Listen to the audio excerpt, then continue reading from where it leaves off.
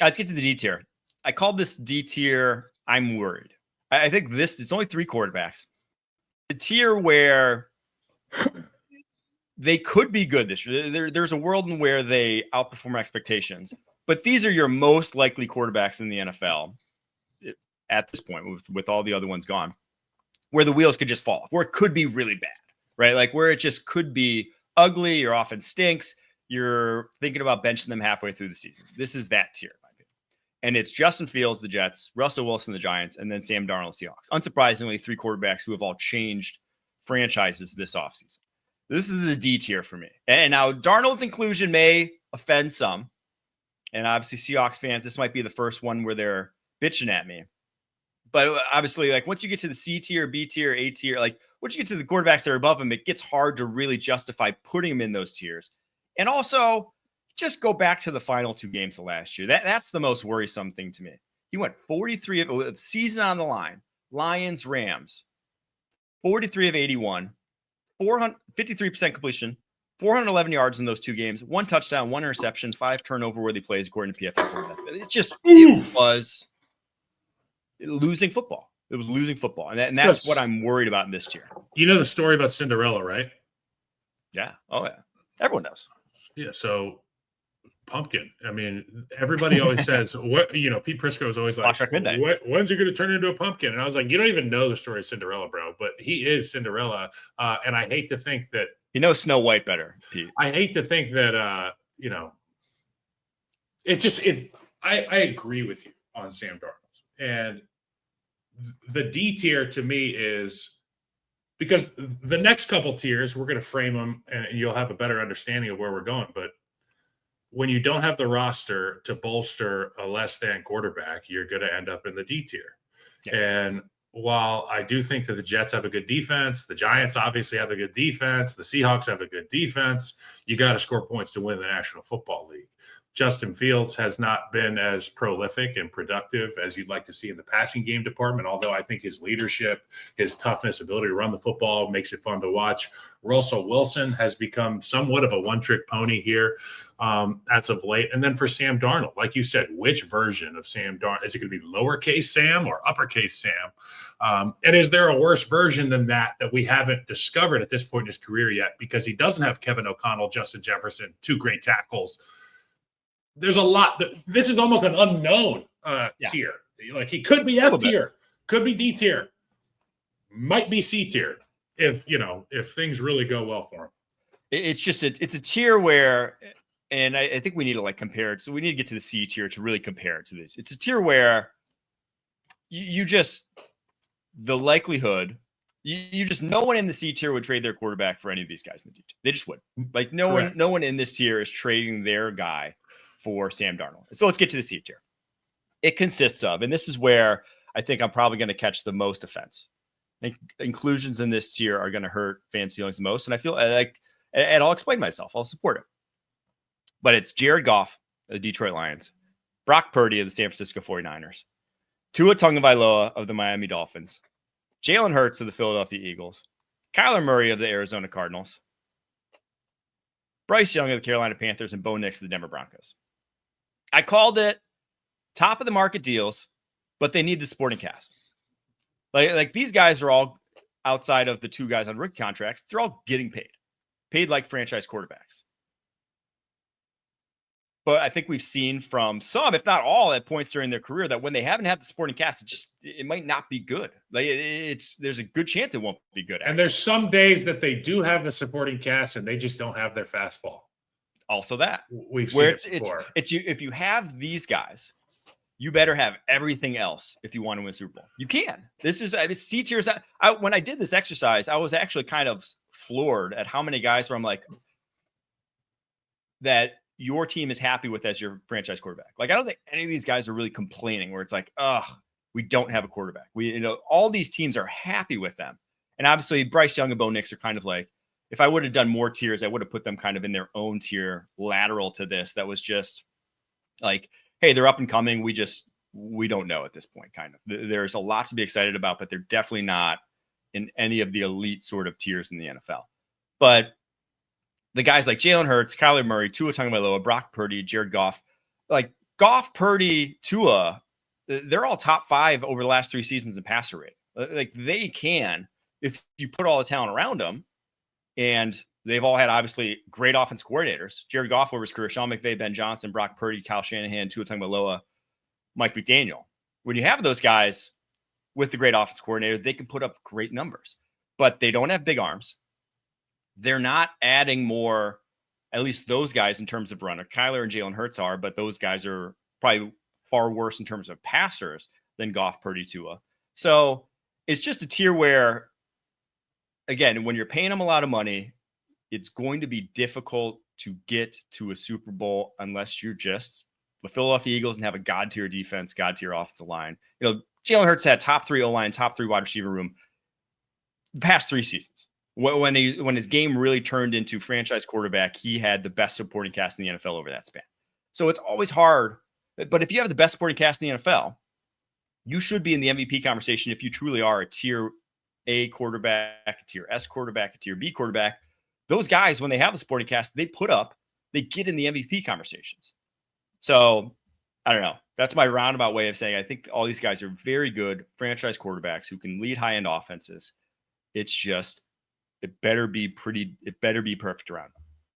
You know what? I'll go down this list, and I'm in agreement with you pretty much wholesale here. But we may look at things differently.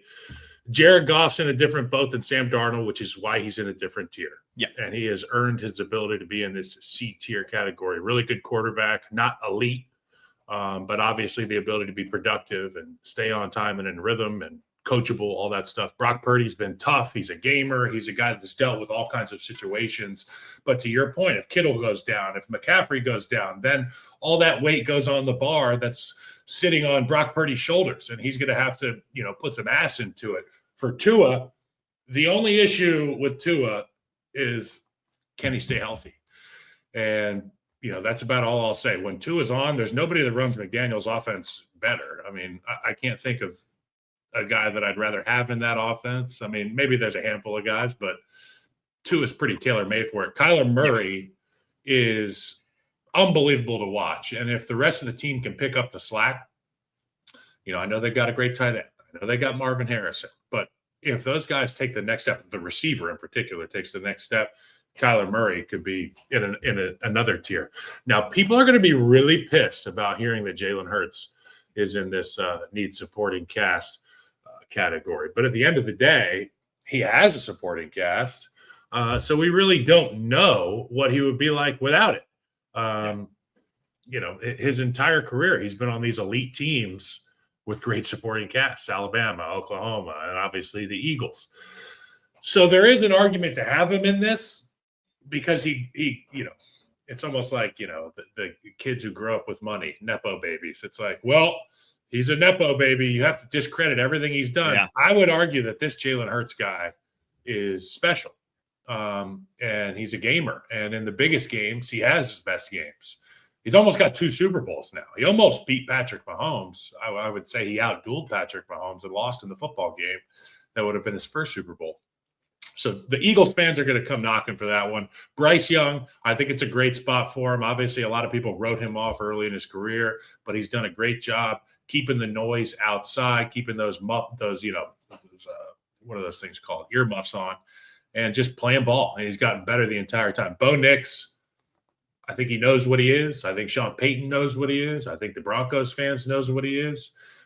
He's not Patrick Mahomes, but what he is a tough player, a smart player, a guy that is willing to take chances down the field. And at the end of the season last year, we saw him really start to lean into his mobility, which is going to open another couple pages in that Sean Payton playbook. Good offensive line, so he's got a supporting cast there. The Broncos are fun, and Bo Nix is a big part of it.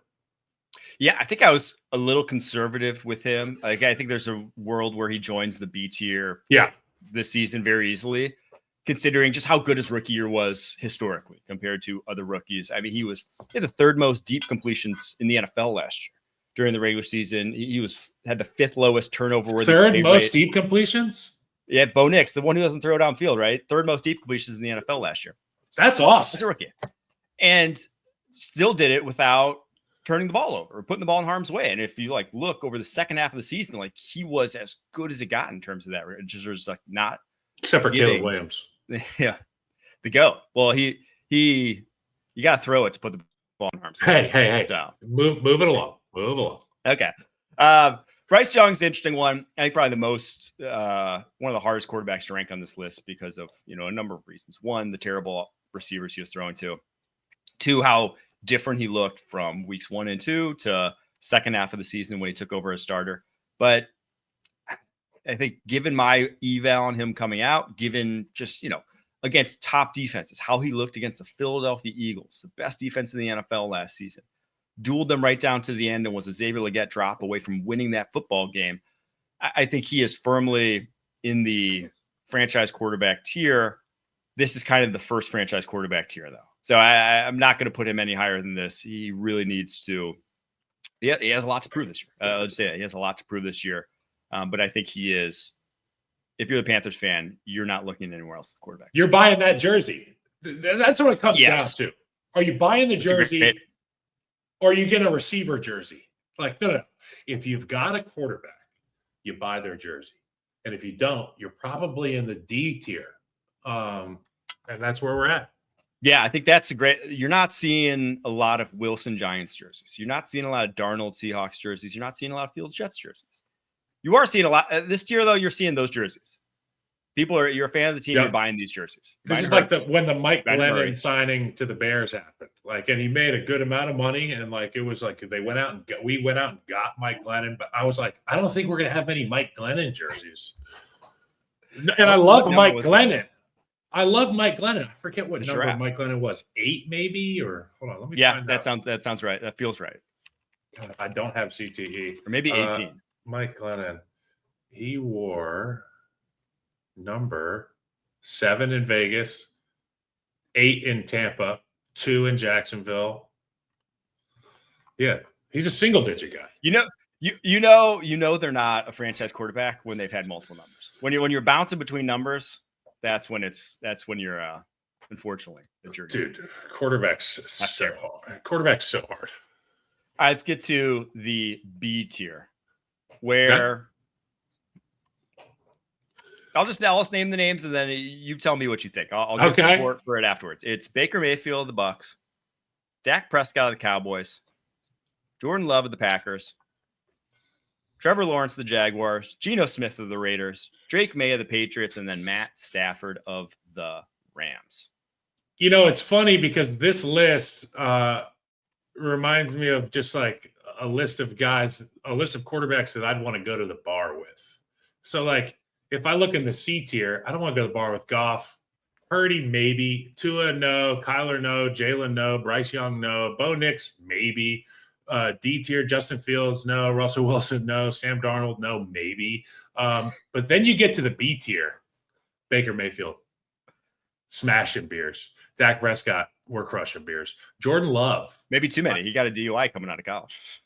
Beers. Trevor Lawrence, I don't know. Maybe he's a Negroni. Is that what they drink? Yeah. He feels like he'd be a cocktail man. Cocktail guy. Geno Smith, West Virginia. Beers.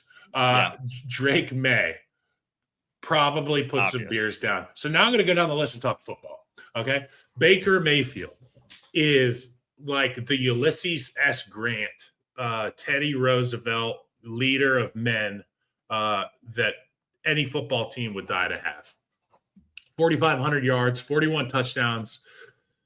The guy just shows up and balls wherever he is. And he had the renaissance when he got his 2-day checkup in Los Angeles. And since then, he hasn't looked back in Tampa Bay. And I love that for him. I think that they'll continue to have an elite offense. Dak Prescott, the most overlooked guy in the National Football League, in my opinion. The most disrespected, not even disrespected, just not talked about. Everybody talks about the Cowboys. They mention Dak Prescott. They talk about Jerry Jones a lot. The only reason this team will have success is if Dak Prescott goes out there and does what he's done historically when he's healthy, which is being incredibly productive. If he can find a way to get George Pickens involved, Jesus, this offense is going to be a ton of fun to watch. Jordan Love, plethora of receivers, no true number one. The guy's had injury concerns around him, but when he's healthy, he's a prolific passer. He has the ability to throw the ball all over the yard. He's got those natural talents that you really can't teach. Trevor Lawrence, man, oh man, people might argue with you about Trevor Lawrence, but I'm not going to, because I have Trevor Lawrence picked as the comeback player of the year in 2025, 2026. Okay. Write it down. Okay. You have flashes are so good. And damn, do I agree. And I'm a big, if you show me something one time, you can probably do it 1,000 times kind of guy. So Trevor Lawrence, we're just waiting for you to do rep number 2. Geno Smith. Okay. I'll put him in that Dak Prescott disrespected category, because we weren't introduced to Geno Smith from Jump Street of his career as, this prolific starter leader. Now, 10, 11, 12 years later, however long it's been for Geno Smith, he's the leader of men. And you get an opportunity to reset the culture with Pete Carroll. You bring my guy Chip Kelly in. You've obviously got Brock Bowers at tight end, Mike Mayer. You're going to be at 12 personnel. The offensive line's solid. You got a good center. You got a great left tackle. You've got Ashton Genty running the football. Geno Smith has the opportunity to be part of an incredibly balanced, efficient offense in Las Vegas that's predicated on running the football. And I know how Chip Kelly operates. They're going to use the strengths of that football team, and it's going to be a lot of fun. Drake May. I don't know if there's a guy in the NFL that universally was being rooted for last year like Drake May, because of the situation that he was in, because of the history of the quarterback position in New England, because of his personality. He seems like all shucks, like Phillip Rivers, but almost like even more enjoyable to listen to, in my opinion. But then you take the physical traits, the tools that he has, the ability to extend plays, the toughness he exhibits every time he's on the field. They've gotten a lot better defensively. They've gotten better offensively. Drake May is capable of having an elite season. I can't wait to see how much better he is this year. And then Matt Stafford. My, oh my, Matt Stafford. You don't even say anything about Matt Stafford. I didn't even, I wrote notes on all these other guys. Matt Stafford doesn't even have a note. It's just like, it's at one point he was probably a higher tier than this. He's at the end point of his career. You see it with him. You see some physical degradation, the back issues he's had. He's just not quite the same as he was that Super Bowl year, but he's still obviously a damn good quarterback. To go to Drake May. Drake May is one of the more interesting ones here, because obviously statistically he's not close to the B tier. Yeah. This is obviously some of my pre-draft opinion on him, some of what we saw last year, and just taking into account how insanely bad his supporting cast was. I was going back through and looking. Only one of his starting offensive line last year is starting anywhere in the NFL this season. Only one, like Glenn Wayne. And only one of his starting wide receivers is starting anywhere in the NFL this year. That's insane. So that is unbelievable. So it was all backups. That's basically what his supporting cast was. A true, for any reasonable team, all backup supporting cast. He was playing with a scout team offense. Yes, every single week in and week out. So to do anything, to keep his head above water, was truly an impressive task. And I think that's the most difficult thing when ranking these guys, is just everyone has different OCs. Everyone has different strengths. Everyone has different wide receivers. Like everyone has different offensive lines. It's just, there's no way of limiting and removing all the other variables that it's always good. That's why you're always going to get people upset. But I think the biggest thing when you look at tier B versus tier C, you see a distinct difference in arm talent. These guys, for the most part, I think Dak Prescott probably has the weakest of this bunch, but Baker, Drake, Stafford, Trevor, Jordan, for sure, high-end arm talent. These guys have the goods to attack any window, any area of the football field. The whole playbook's open for them.